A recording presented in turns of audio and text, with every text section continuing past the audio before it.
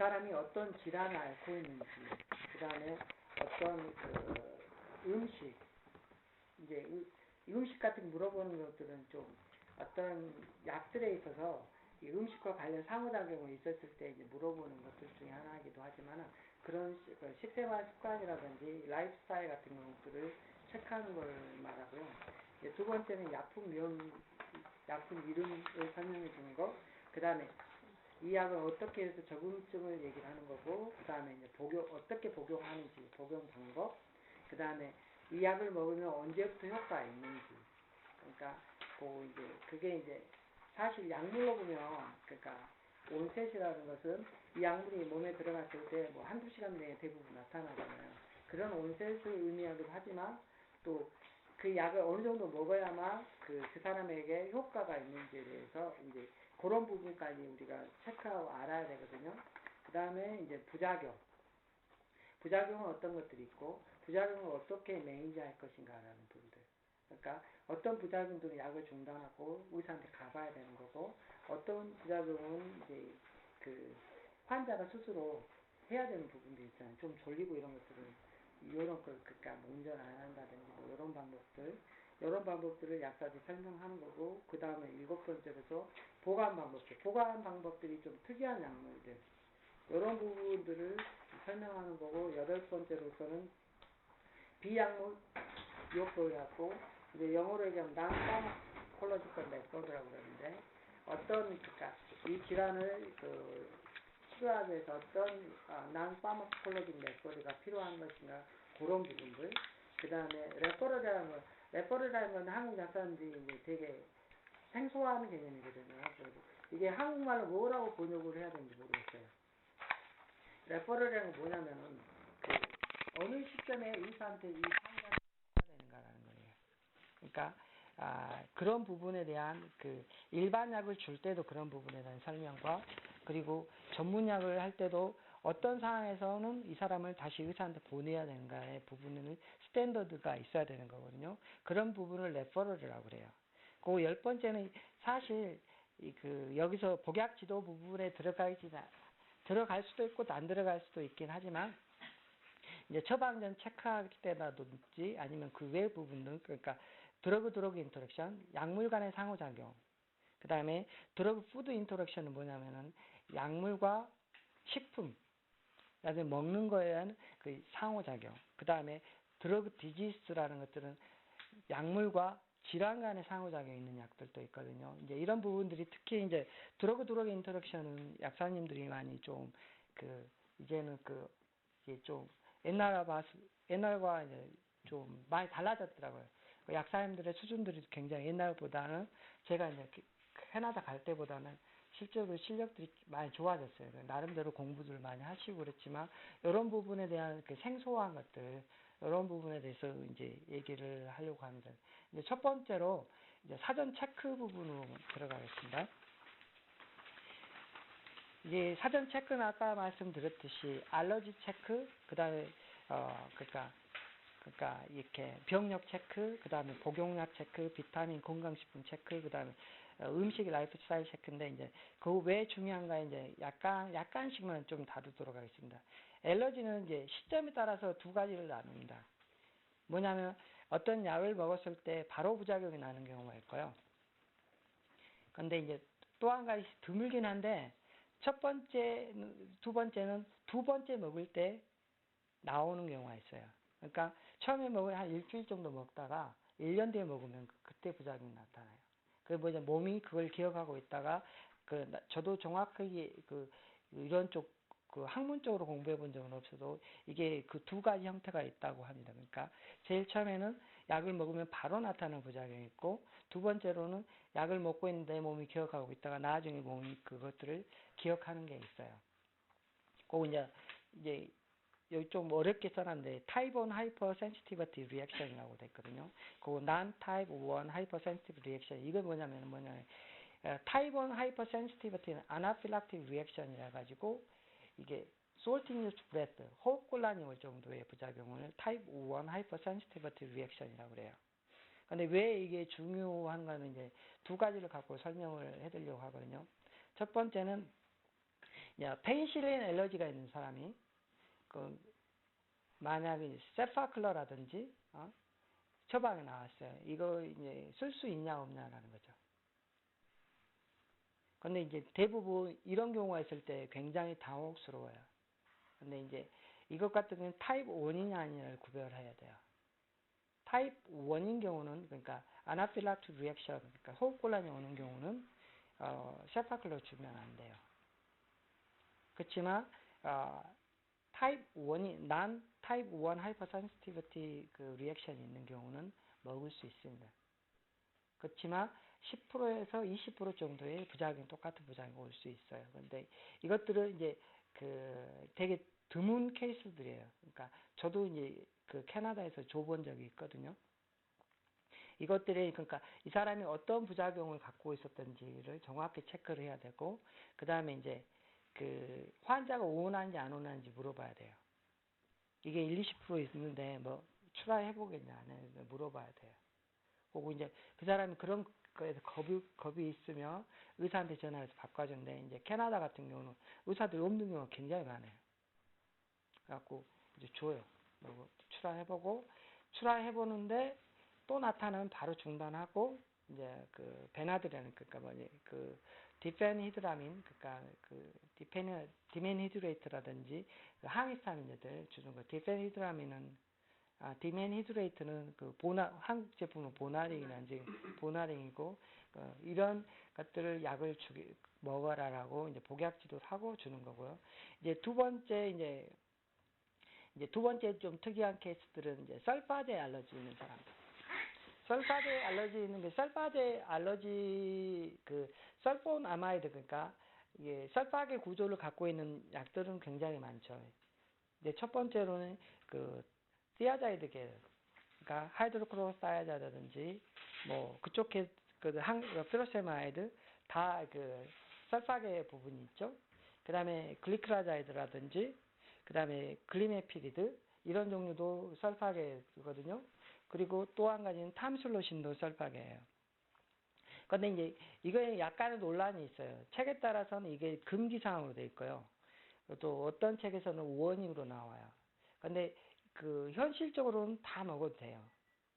설파제 알러지 같은 이런 똑같이 타입 1 하이퍼센시티비티 리액션이 없으면 대부분의 부작용이 안 나타나요.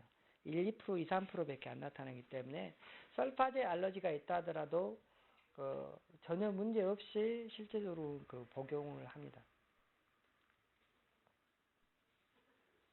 그 다음에 이제 병력 체크죠. 이제 병력 체크 같은 경우는 이제 이게 10번가 이제 맞물려 돌아가는데요. 이제 뭐냐면, 파킨슨이즘이 있는 경우, 이제 이 사람이 메토클로프라마이드를 복용할 수 있을까요? 없을까요?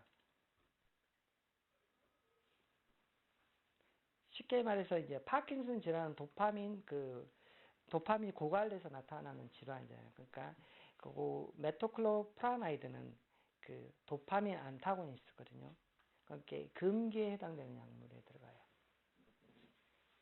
그런데 이제 같은 도파민 안타고니스트로서 돈페리돈은 쓸 수 있거든요. 그런데 돈페리돈 왜 쓸 수 있냐면, 돈페리돈의 작용 부위가 주로 위장관에 작용되기 때문에 돈페리돈은 파킨슨이즘에 나타난 파킨슨 약들을 먹으면 나저 보미팅, 그러니까 구역구토가 많이 있거든요. 그래서 그럴 때 처방할 수 있는 약이 돈페리돈 같은 것들을 처방합니다. 그런 부분이, 병력 체크가 그런 부분에서 중요한 거고요. 그 다음에 이제 복용약 체크. 이 사람이 그러니까 약을 주는데 이제 어떤 약을 복용했는데 이제 약물 사교장이 있는 경우라든지 그런 부분들에 대한 체크를 하는 거고, 또 이제 비타민이라든지 건강보조식품, 뭐 칼슘이라든지 뭐 아연, 철분이라든지 이런 제품, 실제 약물들이 흡수율이 떨어지는 경우도 있잖아요. 그런 약물을 줄 때 이제 체크하는 포인트지, 이제 이걸 다 체크하라는 건 아니에요. 그 다음에 음식. 이제 외국에서 이제 가장 문제가 되는 건 그레이프루트 주스인데, 그레이프루트 주스는 한국말로 이제 자몽 주스예요. 근데 이제 한국에서는 자몽 주스를 안 먹기 때문에 이제 상관이 없지만, 자몽 주스를 먹는 경우는 약물의 농도가 올라가는 경우 굉장히 많아요. 의학에서는. 그러니까 뭐 대표적인 스타틴이라든지 이런 것들이 약물이 되게 많이 올라가거든요. 그런 부분에 대한 체크라든지 뭐 음식 같은 커피 같은 경우도 포함이 됩니다. 그러니까 라이프스타일 같은 경우는 뭐 역류성 식도염 같은 경우는 먹고 눕는 사람들, 밤에 야식하는 사람들 이런 라이프스타일과 관계가 있잖아요. 이런 부분, 그러니까 그 어떤 질환이 있을 때 그 질환에 대한 설명을 해주고 그런 부분에 대한 지도를 해주는 게 좀 필요한 거라는 거죠. 제가 너무 빠른가요? 아니면 이 정도 속도가 빠르신 거예요. 약간 빠르? 네. 너무 빠르나요? 좀 천천히 이제 그런 부분들이 이제 사전 체크하는 부분 중에 이제 들어가는 부분인데 이제 실제 약국에서는 그런 부분들을 어떻게 이제 적용해 나가느냐는 부분들은 이제 각 약품별로 이제 조금씩 달라질 수 있다라는 걸 좀 이해하실 필요가 있고요. 이제 두 번째는 이제 당연한 얘기도 하고 이제 요즘에 이제 한국에서도 그러잖아요. 환자들이 자기 먹는 약 약품명 프린트해달라, 처방료 복사해달라 그러잖아요. 근데 이제 약품명뿐만 아니라 성분명도 가르쳐 줘야 돼요. 사실 이제 우리나라 의약분업이 됐지만은 실질적으로 이게 환자가 알 권리가 쉽게 말해서 이게 약품명으로 인해서 이게 굉장히 많이 줘야 된다는 생각이 많이 들더라고요. 그러니까 사실 저도 그렇고 여러분도 그러시겠지만 다른 약국 약 가서 보여주는데 알 수가 없더라고요. 성분명 처방이죠. 그러니까 병에 담아서 주는데 거기에 이제 성분명이 다 적어져 있죠. 그러니까 자기가 먹는 메디케이션 리스트 같은 거 갖고 다니는 경우도 많아요. 그리고 이제 그러면서 이제 그런 환자의 알 권리 이런 게 굉장히 높아져요. 그리고 이제 우리나라 이제 대표적인 이제 NS라고 써요. NS가 뭐냐면은 no substitute예요. 그러니까 대체 불가죠. 한국말로 표현하면. 대체 불가라는 걸 써요. 근데 이제 쓰는 경우는 환자가 원하는 경우가 있어요. 브랜드를 원하는 경우가 있어요. 그런 경우는 대체 불가지. 어떤 특정 제품을 대체 불가하면요. 아니, 콧방귀 끼지, 뭐, 이런 엉터리 닥터 웃어버려요. 환자한테 물어보고 다른 거 바꿔줘버려요. 그러니까 그런 부분들이 이제 한국 가는, 그러니까 의사가 설사 브랜드를 적어놓던 노 서비스가 없으면은 무조건 제너릭을 줘요. 왜 그러냐면 이게 보험회사하고 문제가 되거든요. 보험회사가 제너릭의 브랜드를 처방하면 제너릭과 브랜드 차이를 환자한테 부담시켜요. 그러니까 환자가 브랜드를 원하는 거의 없어요. 왜 그러면 약값의 차이가 확 2배 이상 두 배로 본인 부담으로 치면은 뭐 너다섯 배 떼어버리니까 절대 브랜드를 원하지 않아요. 그리고 이제 우리나라는 또 다르게 제너릭이 나오는 순간 브랜드는 망해요. 그러니까 모든 그날로 바꿔버려요. 그날로 보험회사 돈 지급 안 해버리고 그날로 바니까 우리나라 같이 다국적 제약회사가 좋은 나라는 없어요. 왜 그러냐면 그날로 바꿔버리는데 그래갖고 이제 나중에는 이제 브랜드가 이제 아미트리틸린 같은 거 있죠. 브랜드가 에나빌이란 거거든요. 캐나다에서 에나빌인데 똑같아요, 가격이. 나중에는 제너릭 만드는 회사한테 팔아요. 네가 만들어라. 네가 만들어. 이런 식으로 이제 가는 거죠. 그러니까 이제 성분명 처방이 돼야 되는 이유들 중에 그런 것들도 굉장히 커요. 이제 그런 게 이제 약품명, 성분명을 알려주는 거고, 이제 필요한데 이제 약국에서, 사실 한국 약국에서 그게 쉬운 일은 아니죠. 그 다음에 이제 적응증이죠. 적응증인데 이제 무엇 때문에 약을 먹는지에 대한 설명이라고 생각을 하시면 쉬운데 이제 아목시실린이 나오면 아목시실린이 쉽게 말해서 편도선염으로 나올 수도 있고 뭐 다래끼 뭐 이런 것을 하나만 가지고는 이제 알기 어려운 처방전들이 많아요. 그러니까 뭐 약사님 다 그렇게 하시겠지만 이건 항생제니까 염증 치료하는 거다 이렇게 이제 설명할 수 있는데 이제 특이한 케이스들이 좀 있어요. 적응증, 처방전을 보고 알 수 있는 특이한 케이스들이 있습니다. 그러니까 뭐냐면 탐슬로신을 갖고 이제 하나 예를 들려고 하거든요. 탐실로신 0.2mg하고 이제 제일 처음에 좀 쉽죠. 피나스토라이드, 그러니까 프로스카절 5mg이 나오면 남성이면 이거 전립선 비대증에 대한 관한 처방이죠. 이제 그 약간 탐슬로신 약간 곁다리로 약간 빠지면은 탐슬로신이 이제 그냥 정제 캅셀이 있고 한국도 CR이라는 그 롱릴리스 폼이 있나요? 이게 이제 그거 있고 그 하루날티라 있고 구강분해점이 있죠. 근데 이제 대부분 일일 일회요법에도 불구하고 이게 이렇게 나오는 이유가 있어요. 탐슬로신 같은 경우는 식후에 먹으면 이게 혈중 농도가 일정해져요. 그러니까 식후에 복용하는 게 이제 레커멘드 되는 약 중에 하나예요.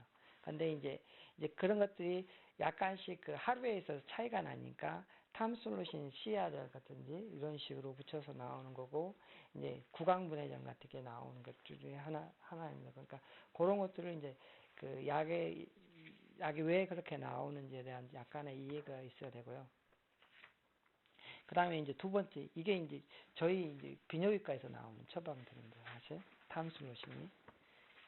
탐슬로신 두 번째요. 탐슬로신 0.1 캅셀하고, 이 큐디는 이제 약자죠. 하루 일회요법이라는 거고, 털토로딘이라고, 이제 이게 빈뇨라든지 절방뇨에 쓰는 약이죠. 2mg을 먹고 있으면, 이게 탐슬로신이 방광근을 이완을 시켜줘요. 그래서 빈뇨나 절방뇨에 쓰는 거예요. 이건 여성인 경우입니다. 그래서 그런 시대에 갔을 때는 이걸 전립선에 쓰는 게 아니라 이 사람 같은 경우는 빈뇨나 절방뇨에 쓴다고 생각을 하시면 돼요. 그런데 이제 어떤 책은 요즘은 이제 과거에는 오플레이블이니까 뭐 비인가 적응증이라고 표현하나요? FDA 비인가 적응증이라고 표현하고 오플레이블이라고 그러는데, 저는 요즘 책에서는 많이 적응증으로 많이 나옵니다. 그 세 번째는 진짜 이건 오플레이블인데, 탐슬로신하고 포타슘 사이트레이트, 한국 상품으로 유로시트라산이나 정제가 있어요. 이것들은 이제 신결석에 쓰는 약이죠. 유로시트라가. 근데 이게 탐슬로신 방광근을 열어서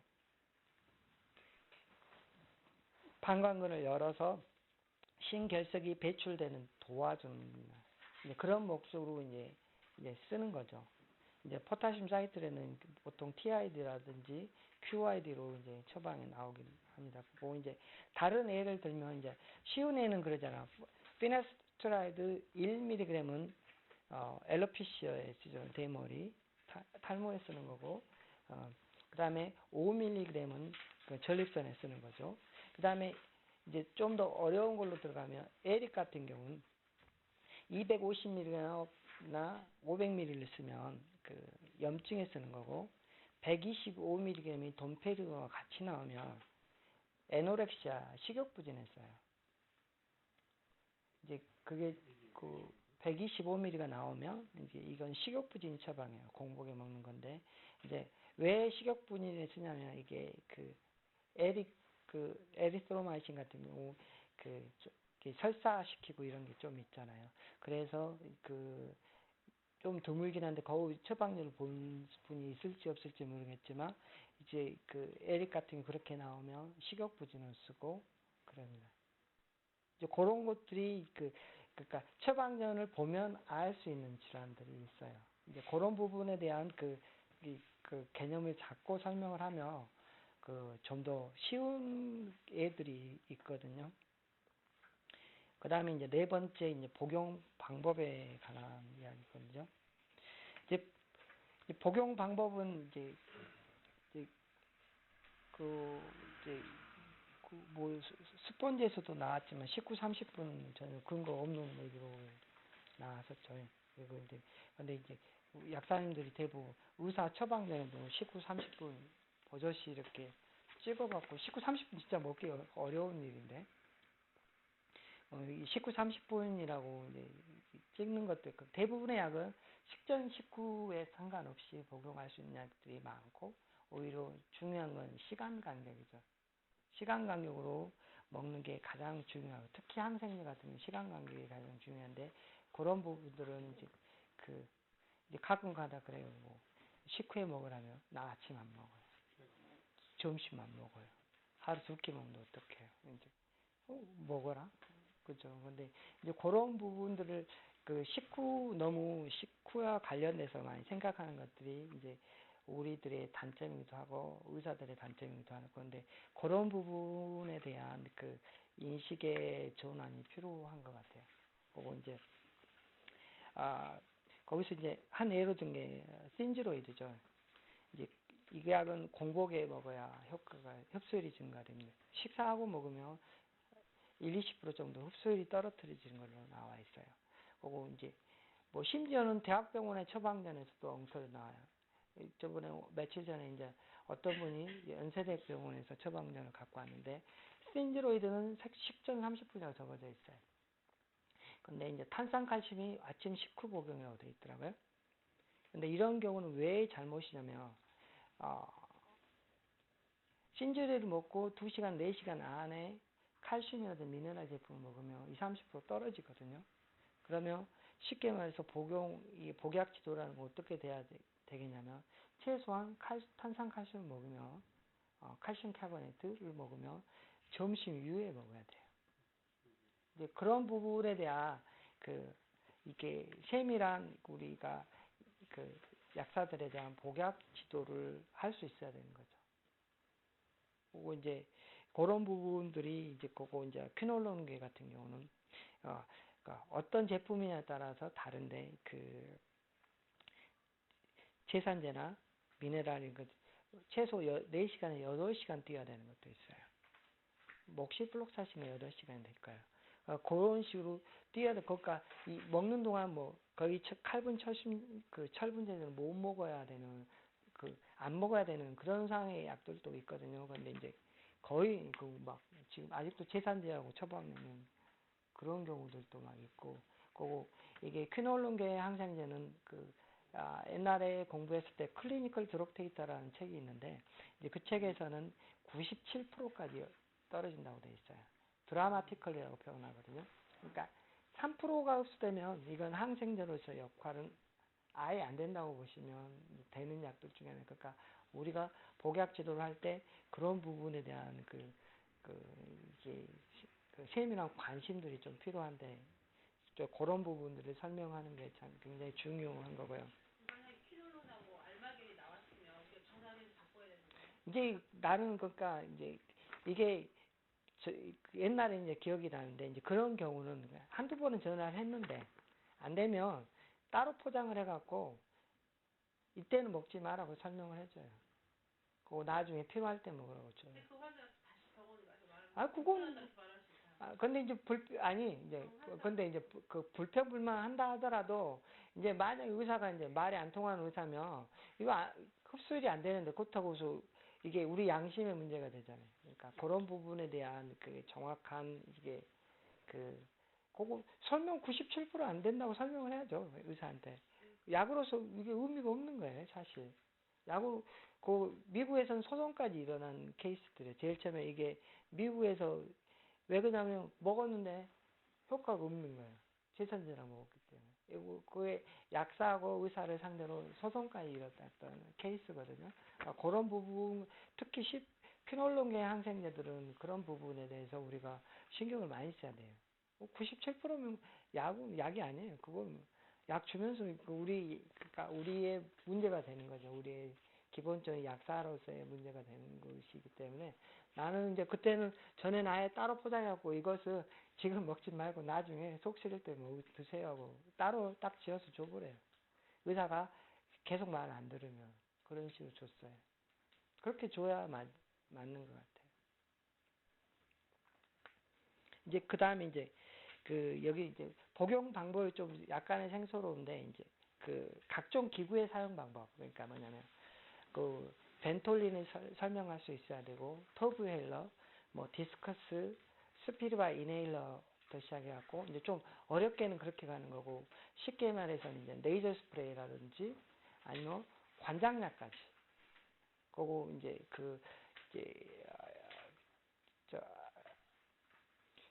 IBS라 해갖고 뭐죠? 인플로메이토리 그 바우얼 디지스라든지 이런 것들은 뭐 엔토코울트라든지 그 넣는 약들이 있을 거거든요. 그것들을 어떻게 사용하는지에 대해서 우리가 사실 잘 몰라요.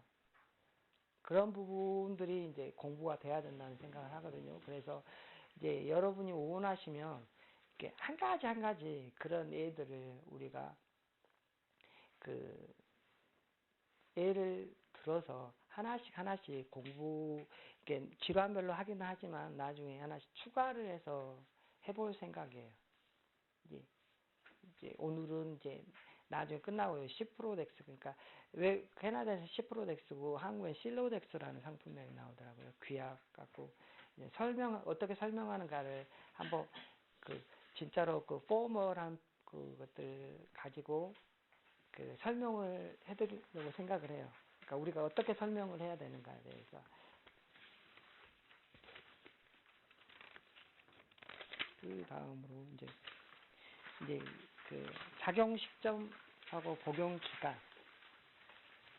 그래서 이제 여기서도 얘기를 했지만 약물별로 이제 그러니까 약을 들어가며 언제부터 효과가 나는지가 있지만 실제적으로 질환별로 약물 복용 시점에 대한 지도가 필요하거든요. 그러니까 항생제를 먹으면 하루 이틀 사이에 좋아지죠. 근데 이제 이 시점에서 이 사람이 전혀 증상이 없고 더 심해진다. 이 사람은 항생제를 바꿔야 되는 케이스에 들어가요. 그러면 그 사람 같은 경우는 이제 이런 것도 레퍼럴 기준의 하나예요. 의사한테 가봐야 되는 거죠, 다시. 이제 이런 부분에 대한 약을 줄 때 설명해 주는 게 필요합니다. 그런데 이제 좀 좋아졌어요. 그렇지만 이제 외국 같은 항생제 나오면 이제 유리너리 트랙트 인펙션, UTI라 갖고 요로 감염 같은 경우 3일 이렇게 처방 나오지만 대부분이 일주일 이렇게 막 나와요. 일주일 10일 이렇게 나오거든요. 끝까지 먹어야 된다고 설명을 해주죠. 그러니까 내성 예방을 위해서 끝까지 먹어야 된다고 설명을 해주는 거고요. 그 다음에 항우울제를 복용을 하면 이 사람이 처음부터 막바로 좋아지지 않아요. 이게 좋아지는 기간이 4주에서 완전히 자기가 완벽하게 자기가 좋아졌다는 느낌이 오는 게 4주에서 6주 걸립니다. 그러니까 이 사람한테 이제 설명을 해주는 게 뭐냐면 그때 효과를 당신이 느낄 수 있기 때문에 4주에서 6주 동안은 당신이 효과가 나타나지 않는다 하더라도 먹어야 된다라고 분명하게 설명을 해줘야 돼요.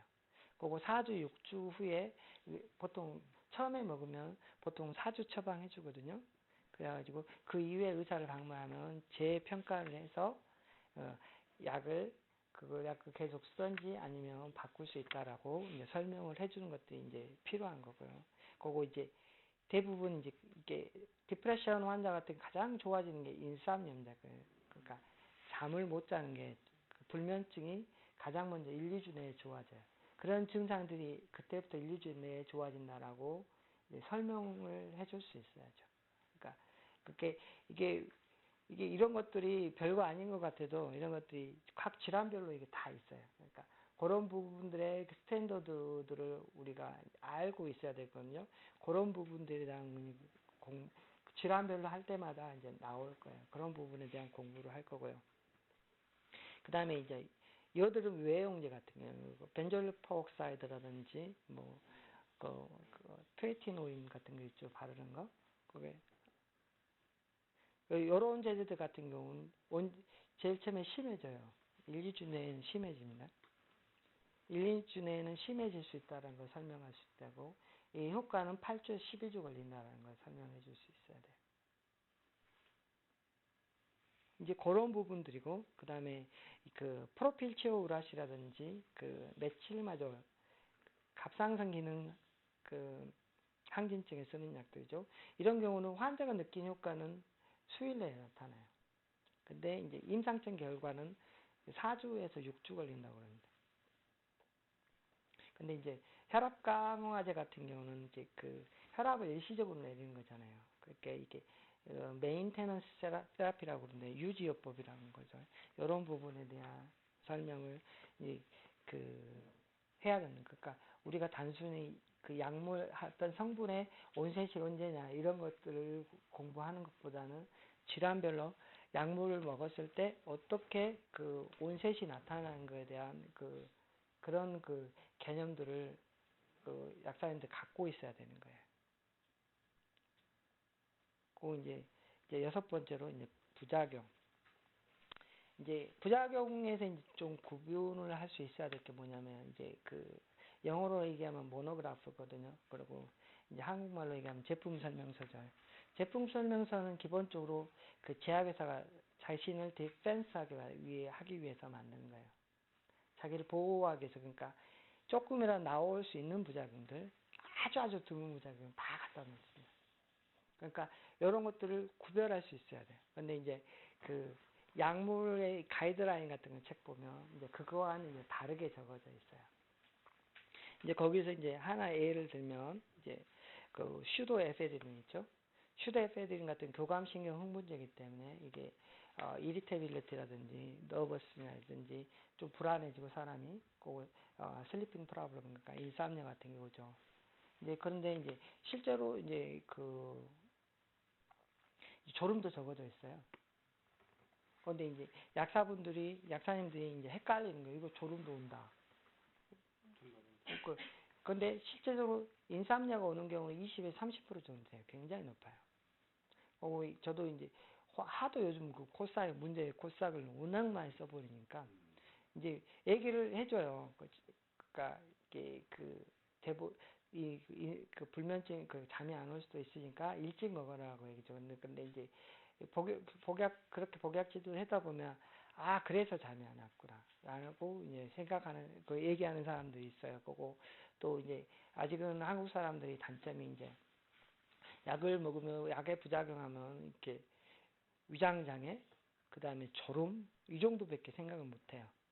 이제 알러지 있으면은 이제 발진 이 정도밖에 생각을 못 하니까 이제 그런 의사조차도 그러더라고요. 비뇨기과 닥터한테 설명을 했거든요. 빨리 먹으라고. 비뇨기과 닥터도 사실 모르잖아요. 그래서 우리 비뇨기과 닥터가 이비인후과 가서 코싹을 처방을 받았는데 잠 안 올 수 일찍 드자니까 그럴 수도 있어요 하고 가더라고요. 그러니까 실제로 의사들도 그런 부분에 대해서 잠 온다고 설명한 이비인후과에서 누군지는 모르겠지만 잠 온다고 설명을 해주고 있어요. 잠 오는 경우는 거의 드물거든요. 실제로 나타나는 부작용은 이제 이렇게 불면서 잠이 안 오는 건데 이제 그런 식의 거고 이제 또 두 번째 TCA가 트리사이클릭 엔티디프레션 약자를 TCA라고 하는데요. 이제 에미트리틸린 같은 경우는 이제 10ml부터 쓰죠. 이제 근데 이제 한국에서는 이제 그것들을 이제 많이 못 보시겠지만 외국에서는 50ml짜리 써요. 그래갖고 50ml 2티까지 쓰거든요. 100ml 그러니까 에나폰이죠. 에나폰을 10티까지 쓰는 경우도 있어요. 근데 이제 정신과인 경우도 많죠. 근데 이제 그런 부분이 있는데 이제 이게 TCA 같은 경우, TCA 대표적인 부작용이 뭐예요? 그러니까 TCA 같은 엔티콜리너직이죠. 그러니까 엔티콜리너직이니까 쉽게 말해서 테키카르디오, 빈맥이 나타나죠. 빈맥이 나타나고 뭐 드라이 마우스, 입이 마르고 그다음에 컨스페이션, 변비 같은 게 생기잖아요. 이제 근데 아주 고용량일 때 이 빈맥을 하다 지쳐서 이제 소맥이 나타나요. 그런데 이제 그 소맥이 나타나는데 그냥 제품 인덱스를 보면 빈맥도 있고 소맥도 있어요. 이제 그런 부분에 대한 이해가 필요하다는 거예요. 그러니까 정확하게 이 환자한테 그런 설명할 때 빈맥을 설명하는 거지 소맥을 설명할 아주 고용량이지 않은 이상은 그거에 대해 설명할 필요가 없는 거예요. 이제 그런 부분에 대한 이해를 해야 되고 이제 이 부작용란 같은 경우 특히 이제 부작용란 같은 거 특히 뭐하고 관련을 지어야 되냐면 어떻게 매니지 할 것이냐라는 부분과 같이 설명해 줄 필요가 있어요. 그러니까 또 약국의 현실에서 이걸 다 설명할 수는 없고 포인트 잡아서 설명하거든요. 저도 약국의 실제상으로. 그러니까 포인트를 어디에서 맞춰갖고 할 것인가 라는 부분에 대한 그 개념이 스스로 있어야 되는 거예요. 그러니까 또 이제 다른 예로 이제 들면 여기 신즈로이드 같은 경우는 이제 복용하며 이제 이거 같은 경우는 항상 그 갑상선 기능 저하증에 이제 신즈로이드를 먹는 레보스타이록신이죠. 레보스타이록신을 먹는데 이제 이 사람이 그 갑상선 기능 저하증의 이제 대표적인 게 이제 변비 생기고 모든 기능이 그 피로해지고 모든 기능이 처지잖아요. 근데 이제 이 약을 먹으면 이제 그 항진을 시키는 거, 이거의 레벨, 갑상선 기능 호르몬의 그 레벨이 높으면 이 사람이 나타나는 증상은 기능 항진증의 증상입니다. 그 설사를 한다든지, 그 맥박이 빨리 뛴다든지, 이런 것들로 나오거든요. 만약 그런 부작용이 나타났을 때 레벨이 높다는 걸 의심할 수 있잖아요. 그러니까 이럴 때는 의사한테 가서 이걸 체크를 해봐야 된다라고 설명을 할 수 있어야 되는 거죠. 그리고 신즈로이드 처음 먹는 사람들 같은 경우는 그런 부분에 대한 복약 지도가 필요해요. 그러니까 그 약이 어떤 기능을 하기 때문에 어떤 이게 너무 항진되면 너무 그렇게 되면 의사를 만나봐라는 것들을 필요로 한 거죠. 그것도 이제 에리스로마이신은 공복에 먹어야지 흡수율이 좋아지죠. 근데 이제 공복에 먹어야 되는 약인데 대부분 식후에 먹어요. 왜 그러냐면 이제 그 위장 장애가 있기 때문에 제일 처음에 공복에 먹는데 위장 장애가 있을 경우는 식후에 먹으라고 이제 그 설명을 해주는 거고요. 그 다음에 이제 이소트레티노인 같은 경우는 이제 이 이소트레티노인은 그 바이타민 A 아날로그잖아요. 그러니까 바이타민 A 아날로그인데 이제 그 여드름에서 가장 most effective라고 표현하거든요. 가장 효과가 좋아요. 그런데 이제 이게 most effective인데 여성한테 처방할 경우는 이제 태아경성이 있죠. 그렇기 때문에 이제 외국 같은 경우는 2번의 임신 체크를 합니다. 약 주기 전에 2번의 임신 체크를 하고 심지어 미국의 어떤 주는 그 이번에 그 읽어보니까는 미국 어떤 주는 처방전을 받았는데 일주일 이후에 오면 처방이 발행된 날짜 일주 후에 오면 임신 테스트를 하기 전에는 주지 않아요. 이제 그런 정도로 엄격한 규정하고 이제 우리나라에서도 이제 피부과에서 처방할 때 그런 그러니까 임신 테스트를 하진 않는데 그런 부분에 대한 체크를 하더라고요. 근데 이제 우리 약국에서 일을 할 때도 이제 항상 이 부분은 이소트레티노인 같은 경우는 체크를 해야 되는 부분 중에 하나예요. 그리고 이제 그런 부분을 체크해야 되고 또 이소트레티노인 같은 경우는 약을 중단하더라도 한 달간 피임해야 됩니다. 이제 그런 약이거든요. 한 달간 피임을 해야 된다라고 설명을 해줄 수 있어야 돼요. 그리고 이제 이 대표적인 부작용 하나는 뭐냐면 이제 여러 가지 이소트레티노인 같은 부작용이 있는데 그 무커스 멤브레인 점막 부분들이 말라요. 특히 입술 같은 게 말입니다. 특히 입술 같은 게 굉장히 말라요. 그러니까 이런 것들 립밤이라든지 립그로스 같은 경우 계속 발라줘야 되는 거예요. 이제 그런 부분에 대한 이제 설명 이런 것들이 중요하고 이제 물론 이소트레티노를 먹으면 뭐 비전 체인지도 있고 그 다음에 그 무드 체인지도 있거든요. 그랬을 때 의사를 만나봐야 되는데 이런 경우는 굉장히 드물어요. 그래서 실제적으로 가장 많이 나타나는 부작용은 영어로 얘기하면 드라이니스 오브 무커스 멤브레인이나 점막 부분이 말라요. 그러니까 이런 부분들에 대한 그 복약 지도가 필요하고요. 그 다음에 이제 보관 방법 이제 한 가지만 더 얘기를 할게요. 여기서 미소프로스톨 같은 게 많이 처방 나가죠. 이제 미소프로스톨이 이제 가장 많이 처방이 나오는 이유는 이제 그 우리나라 같은 닥터들한테 물어보니까 PPI를 처방을 하려면 뭐 위내시경을 해야 되고 그 절차가 되게 복잡하더라고요. 그래서 이제 그 NSAID induced peptic ulcer 같은 경우 그러니까 뭐냐면 진통제로 유발되는 펩틱 얼스 위궤양 같은 경우에 그걸 예방으로 쓸 수 있는 약은 두 가지죠. 미소프로스톨하고 그 PPI입니다. 다른 것들은 인디케이션이 없어요. 그러니까 안 그러니까 파모티드나 라이티드나 이런 것들은 실제로 거기에 그 효과가 없는 걸로 이제 되어 있거든요. 그래서 이제 미소프로스톨을 많이 쓰는데 이제 미소프로스톨의 단점은 뭐냐면 저번에도 이제 오 약사님하고 얘기를 했는데 이걸 2T를 질정으로 쓰면 유사한답니다. 그러거든요. 그리고 또 이제 어떤 환자가 이제 물어보더라고요. 이비인후과 뭐 약만 먹으면은 이제 출혈이 있대요. 젊은 아가씨인데 왜 출혈이 있겠어요? 그런 것들 때문에 그렇고 설사도 안 돼.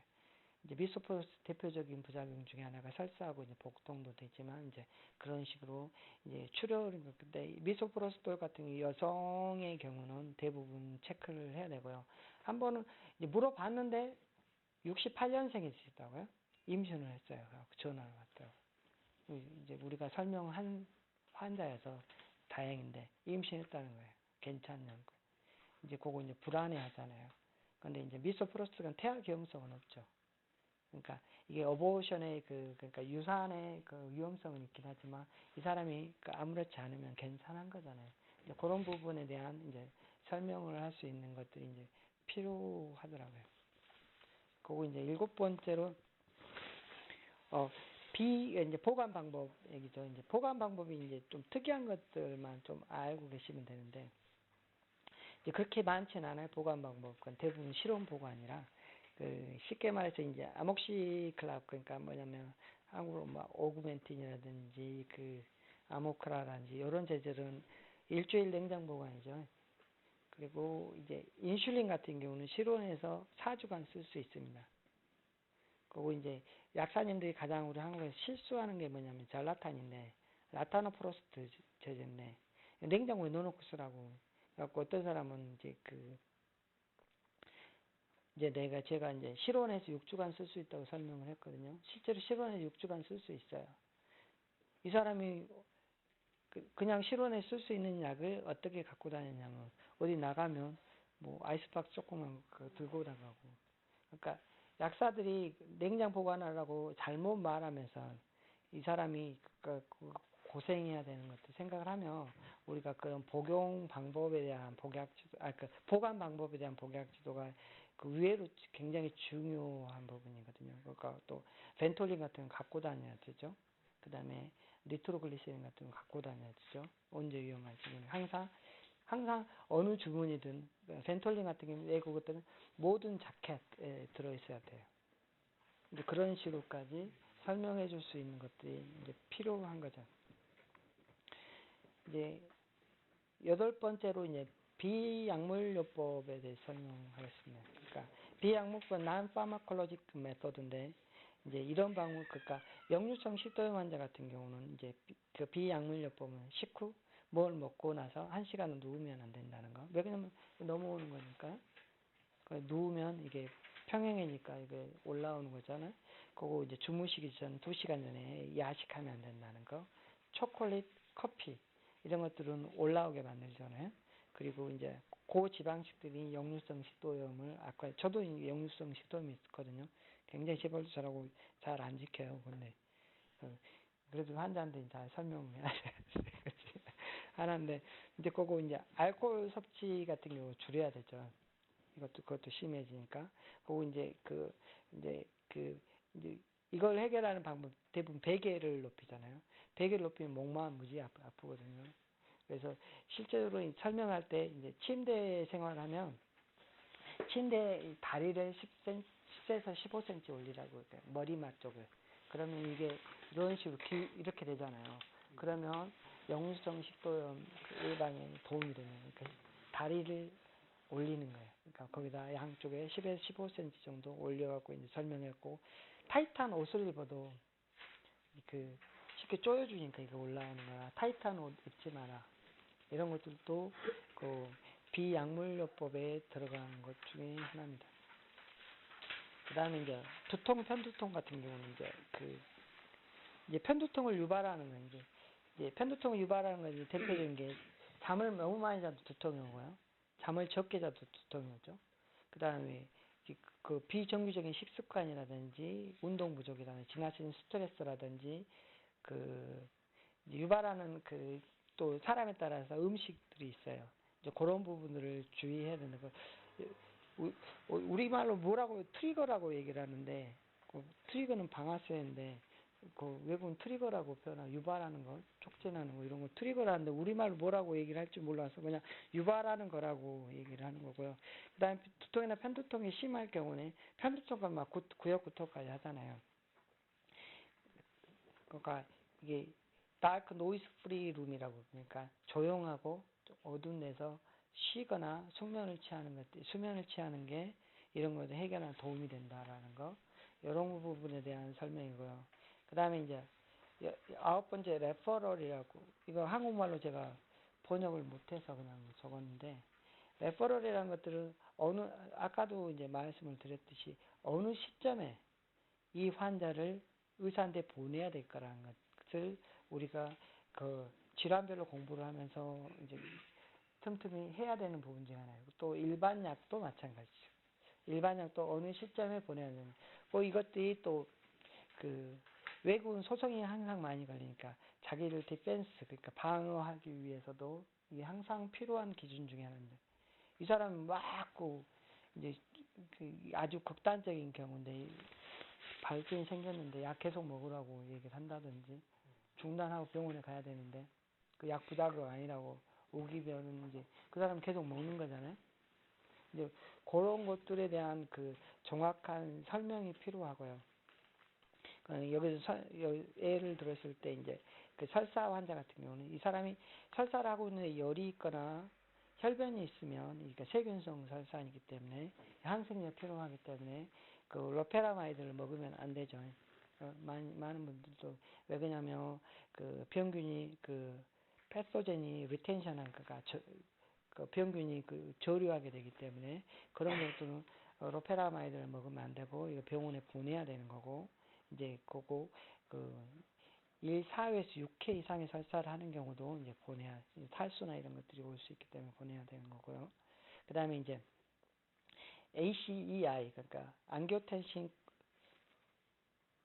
뭐죠 C가 컨버팅 엔자임 이니비터 왜 갑자기 생각이 나. 그러니까 이런 드라이 커프가 대표적인 부작용이죠. 근데 이제 이게 에이시안 계통이 좀 더 많다고 합니다. 그러니까 에이시안 계통에서 20-30% 정도 그러니까 그 아시아 사람들 보고 이제 근데 이게 약간 구별하기 어려운데 이제 컨제스트 하트 페일러 그러니까 우려성 심부전 같은 경우에 그 우려성 심부전의 경우 같은 경우는 이게 우려성 심부전 때문에 기침을 하는 경우도 있어요. 그거랑 구별하기 참 어려워요. 그런데 이제 드라이커프가 있는 경우는 일단 이 사람 같은 경우는 어떻게 해야 될까요? 의사한테 가봐야 되죠. 근데 오늘 내일 시간이 없어요. 그럼 약 중단하라고 얘기할 수는 없어요. 약 계속 먹으라고 얘기해요. 의사 만날 때까지. 왜 그러냐면 드라이커프는 마이너고 이 사람이 혈압이나 이런 부분들은 더 중요한 부분이잖아요. 그렇기 때문에 의사를 만날 때까지는 복용하고 의사 만나 새로 처방을 받으면 그때 끊으라고 얘기하는 거예요.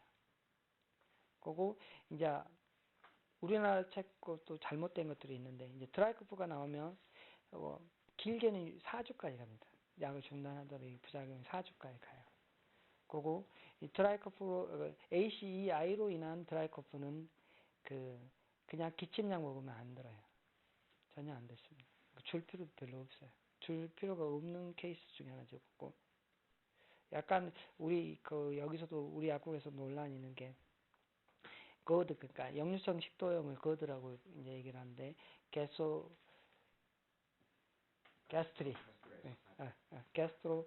에소파이지얼 리플럭스 디지스라고 하는데 그걸 앞에만 따서 GERD인데 거드라고 얘기를 해요. 역류성 식도염 같은 역류성 식도염에 이제 이게 넘어와서 이제 그 기관지나 이런 부분을 건드리기 때문에 그 컴펜세이션 그 보상적 기침을 하는 거죠. 실제 여기 기침약을 써야 되나라는 의문감을 갖는데 굉장히 많이 써요. 우리 같은 경우도 근데 별 필요가 없을 것 같아요. 그 자체가 산이 넘어와서 기침하는 거기 때문에 그걸 기침을 억제해주는 약을 쓴다 해서 그게 들을 수 있는 건 아닌데 오히려 그거에 치료해야만 없어지는 질환인데도 불구하고 우리 같은 경우 되게 쓰는데 항상 고개를 갸우뚱갸우뚱하면서 주고 있죠. 마른 기침에 코데인을 써도 효과가 없나요? 코디인 같은 경우는 그 진해제로만 예를 들어서 ACI 그 부작용으로 인한 마른 기침에 소용없어요. 안 들어요. 내과 닥터들도 처방을 하던데 그러니까 이제 그런 부분에 대한 그러니까 이게 약사들도 잘 사실은 모르는 경우 많고요. 의사들도 이제 모르는 경우도 꽤 많다고 봐야죠. 왜 그러냐면 캐나다 같은 경우는 이렇게 그 의사와 약사가 디스커스를 해가지고 약사가 레커멘드해서 의사가 거절하는 경우는 한 5% 미만이에요. 이렇게 읽고 설명을 하면 대부분 받아줘요. 왜냐면 근거를 갖고 항상 얘기를 하기 때문에. 근데 이제 의사에 따라서 나는 프랙티컬리 이렇게 쓰고 있다라고 설명을 해요. 그러니까 나는 이렇게 임상적으로 이렇게 쓰고 있으니까 이렇게 써달라고 부탁을 하죠. 그런 식으로 이제 좀 달라요. 여기 그러니까 약사가 권했을 때 대부분 의사들은 95% 정도는 받아들여요. 대부분 받아들여요. 의사는 그러니까 거침없이 얘기해요.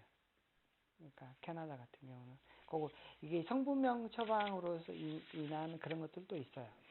나랑 관련이 없어요. 그 사람 아무 관련 없어요. 그리고 이제 문전 약국도 캐나다도 있지만 실제로 문전 약국 오는 비율은 40에서 50%밖에 안 돼요. 나머지 다 흩어져요. 그리고 이제 그게 또 외국 리필이 있잖아요. 한국 여기는 없지만 리필이 있기 때문에 굳이 병원 가까이 한 번 처방받으면 1년 동안 그 약 갖고 받는데 뭐 굳이 보통 1년 받아요. 그리고 이제 또 자기 필요하면 의사한테 전화해서 버벌 프리스크립션이라고 그러는 구두로 의사와 약사 간에 전화해서 해결해요. 그리고 이제 한국과 또 다른 게 뭐냐면 캐나다 같은 경우 약사가 처방전 쓸 수 있어요. 보통 근데 이제 항생제를 처방한다 이런 건 아닌데, 이제 항정신을 처방하지 않는데, 이 사람이 꾸준하게 먹어갖고 약상 먹었던 약들이 의사가 없다거나 뭐 이랬을 때 약사들이 처방해요. 누구 처방은 쑥쑥 적어줘요. 약사도 처방을 합니다.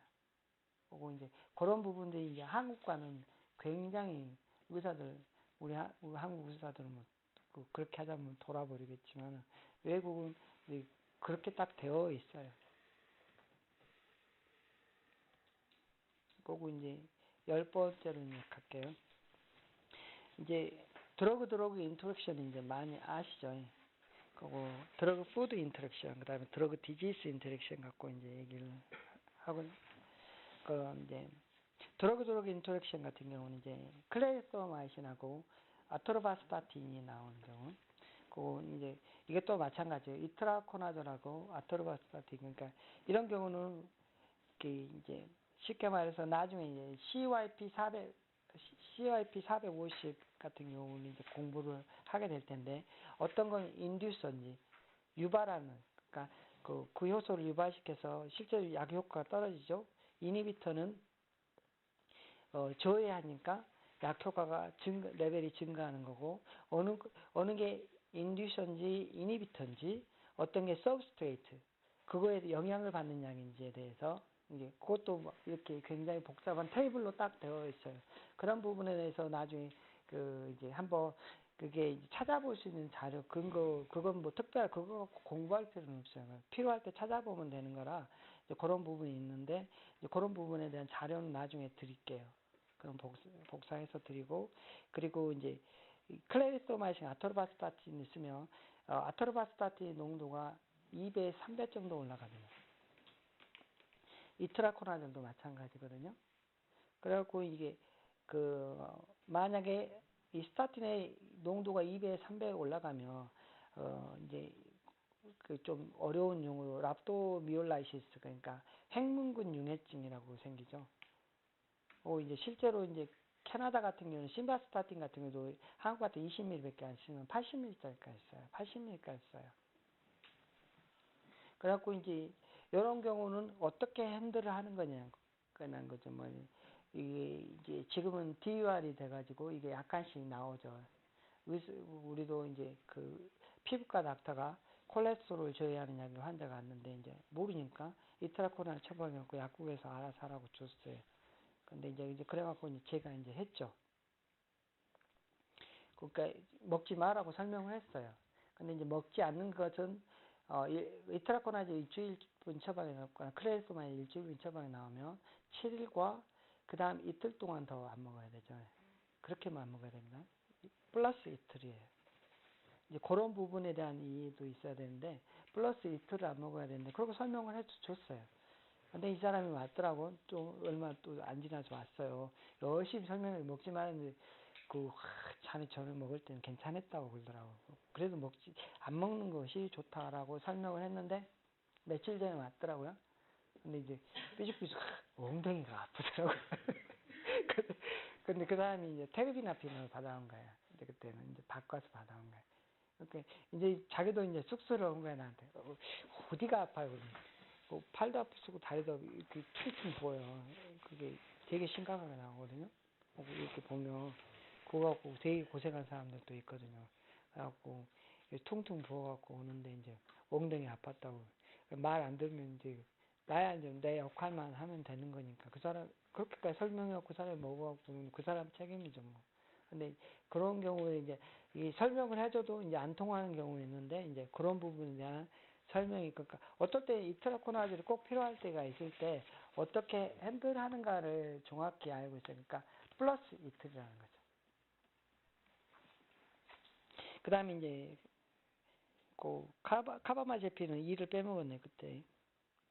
이제 카바마제핀하고 오랄 컨트라셉티브 필스 그러니까 그 피임약이죠.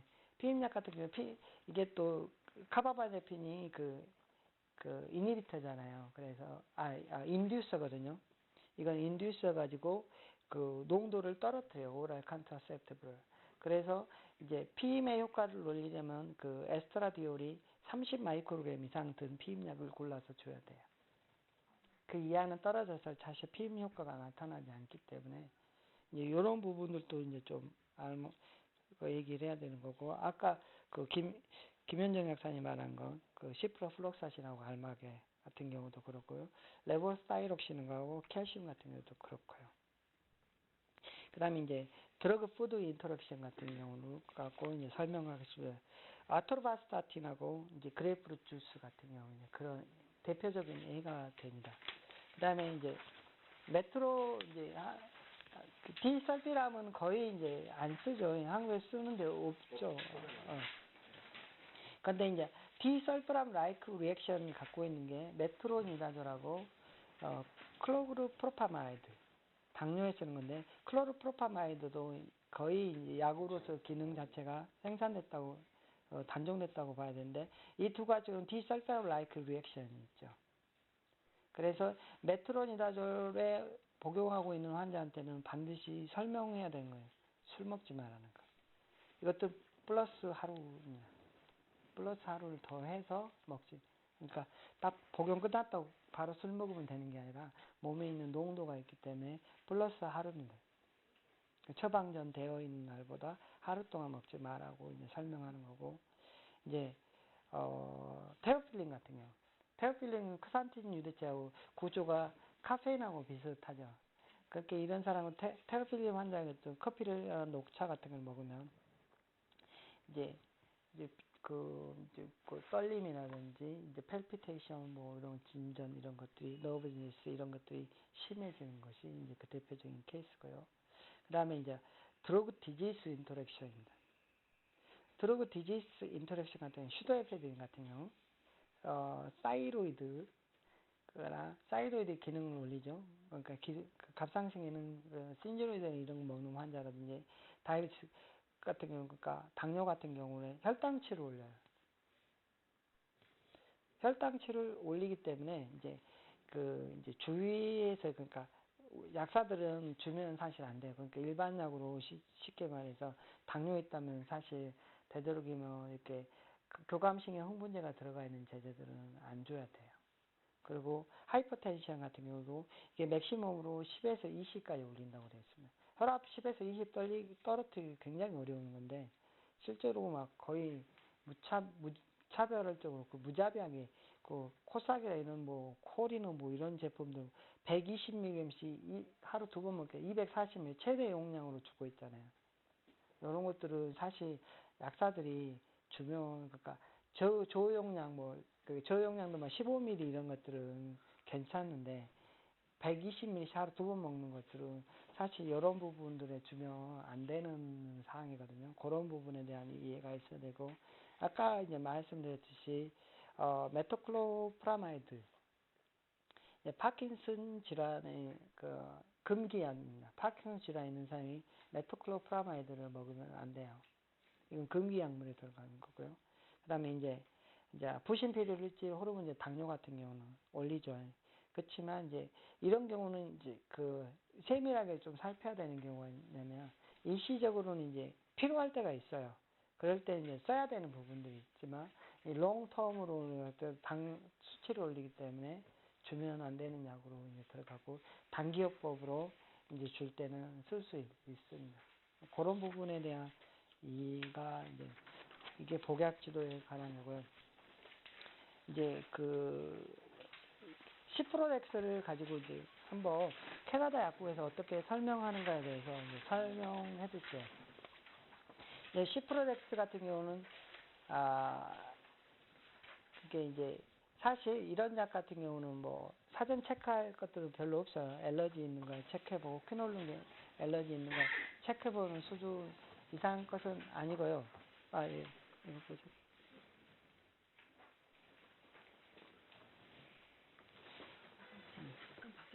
예.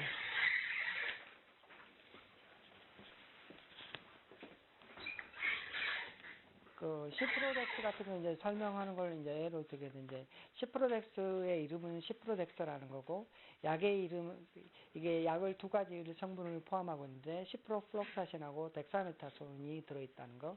시프로플록사신은 항생제인데 퀴놀린계 항생제입니다. 그러니까 이건 귀에 있는 균을 죽여주는 거고요. 덱사메타손 호르몬인데 귀에 있는 염증을 없애준다고 이제 설명합니다.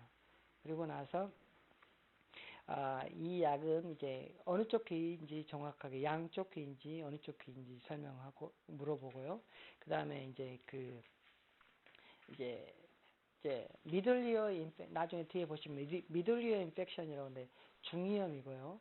그 다음에 외이염이라 해갖고 스위머스 이어라고 이제 무조건 애틀리트 푸드라고 그러잖아요, 영어로. 그런 식으로 스위머스 이어라고 통칭적으로 애들이 수영하면서 많이 걸리기 때문에 스위머스 이어인지 이제 약간 그게 나중에 달라지기 때문에 물어보고 이제 이 약은 이제 일단 손을 씻고 그리고 병을 1분에서 2분 정도 지워줍니다. 왜 지워주냐면 너무 차면 이게 어지럽고 그리고 또 이게 아릴 수가 있어요. 그래서 이거는 1분에서 2분 정도 저도 이게 헷갈려서 좀 10초라고 설명했다가 나중에 바꿨거든요. 그래서 1분에서 2분 정도 손으로 따뜻하게 해줘야만 사람이 어지러움증을 안 느끼고 아리지 않는다고 이제 설명을 하고 4방울씩 하루 2번 12시간 간격으로 그러니까 이것도 항생제고 시간이 중요하잖아요. 일정한 농도가 중요한게 12시간 간격으로 놓아야 된다는 걸 중요하고 스위머스 이어면 귀를 뒤쪽을 잡아서 이렇게 해준 다음에 이제 넣어줘야 된다는 거. 그 다음에 중이염의 경우 여기 이 부분을 눌러줘야 놓고 이렇게 눌러줘야 잘 들어간다는 것들을 설명해주고 넣은 다음에는 그 포지션을 60초 이상 유지를 해줘야만 잘 들어간다고 설명을 해주죠.